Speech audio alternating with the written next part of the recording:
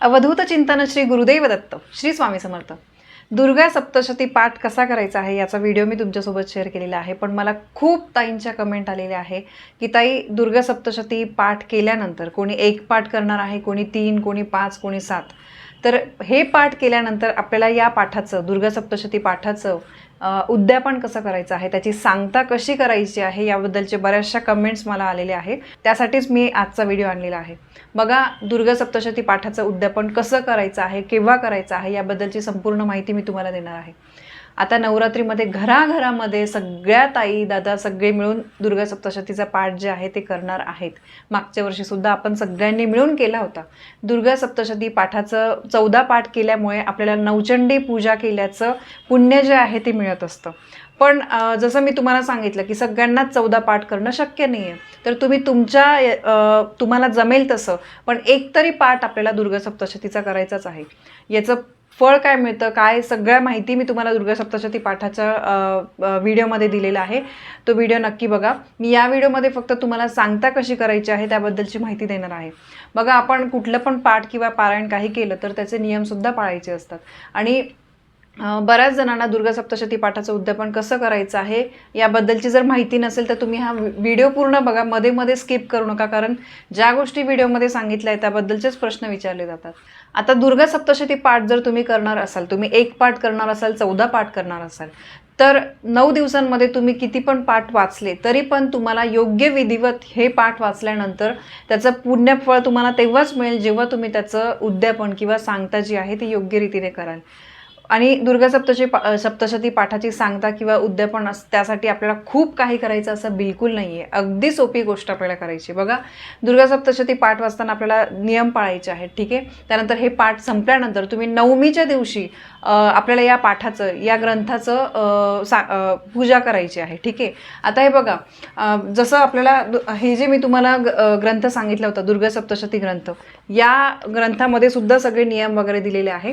तर तुम्ही 1 जरी पाठ केला किंवा 9 पाठ केले आणि असं काही नाही की शेवटच्या दिवशीच सगळे संपले पाहिजे। आता मला बऱ्याच कमेंट आल्या होत्या की ताई आम्ही वर्किंग आहे, तर आम्ही सॅटर्डे संडे सुट्टी असते, तर त्या 2 दिवसामध्ये 1 पाठ केला तर चालेल का? तर चालेल। असं काही नाही की जे पाठ तुम्ही करताय ते अगदी शेवटच्या दिवशीच संपले पाहिजे, असं बिलकुल नाही आहे। पण समजा जर तुम्ही 14 पाठ करताय आणि तुम्हाला या नवरात्रीमध्ये ते संपवायचे, तर हो, मग तुम्हाला ते 9 दिवसांमध्ये 14 पाठ संपवावे लागतील। पण जर तुम्ही 1 पाठ करताय, 3 पाठ करताय, तर तुम्ही 1 पाठ तुम्ही 2 दिवसामध्ये सुद्धा करू शकता। पण या नवरात्रीमध्ये ती सेवा करा, एवढं मला तुम्हाला सांगायचं आहे, ठीक आहे। कारण नवरात्रीमध्ये देवी आईचा प्रभाव खूप जास्त प्रमाणामध्ये असतो आणि नवरात्रीमध्ये आपल्याला ही सेवा करायची आहे, त्यामुळे या नवरात्रीच्या 9 दिवसांमध्येच ती संपेल त्याची काळजी घ्या।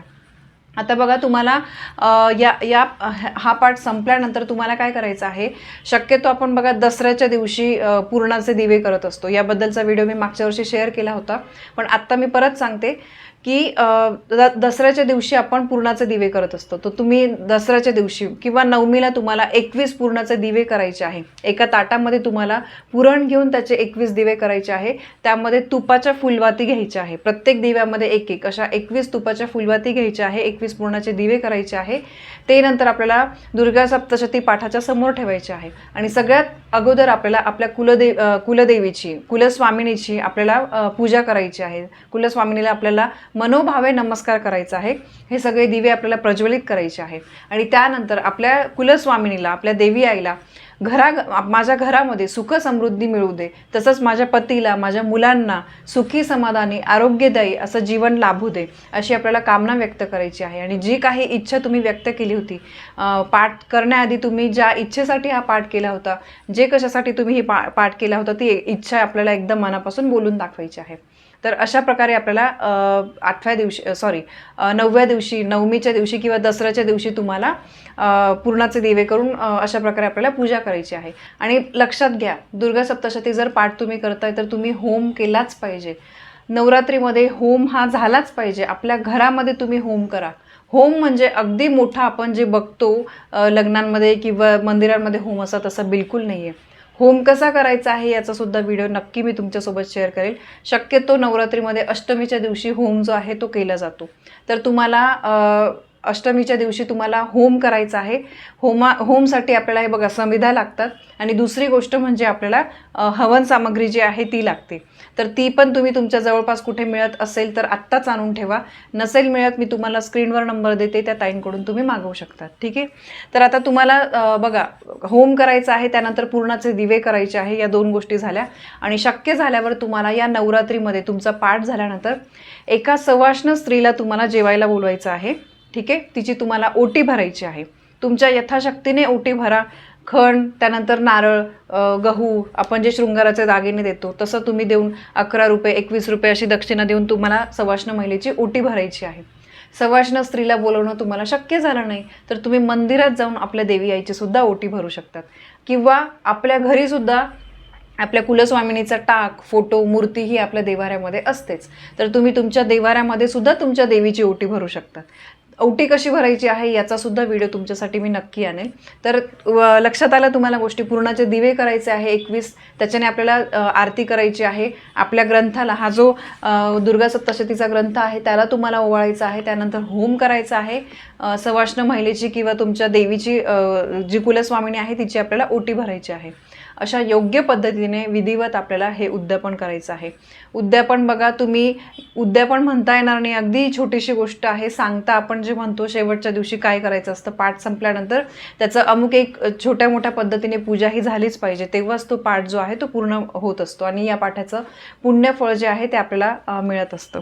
तर आता हे बघा, यामध्ये सुद्धा सांगितलं ह्या दुर्गा सप्तशती ग्रंथामध्ये की तुम्हाला कुलदेवीसाठी आपल्याला होम करायचा आहे, पूर्णाचं नैवेद्य दाखवायचं आहे. त्यानंतर तुम्हाला सवाष्ण महिलेला तुम्हाला नैवेद्य जेवणाला बोलवायचं आहे. ठीक आहे. त्यानंतर 21 पूर्णांचे दिवे बनवून आपल्याला कुलस्वामिनीची आरती करायची आहे.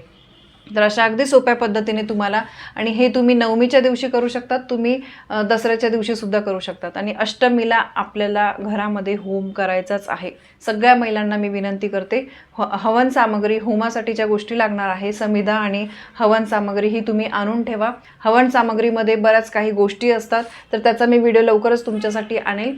अशा प्रकारे अगदी सोप्या पद्धतीने आपल्याला या दुर्गा सप्तशती पाठाचं उद्यापन करायचं आहे, सांगता करायची आहे. तर ही एक अतिशय महत्त्वाची माहिती मला तुमच्यापर्यंत पोहोचवायची होती. माहिती आवडली असेल व्हिडिओला लाईक करा, शेअर करा, कमेंट करा. पुन्हा भेटूया अशा एका नवीन माहितीसोबत. तोपर्यंत श्री स्वामी समर्थ.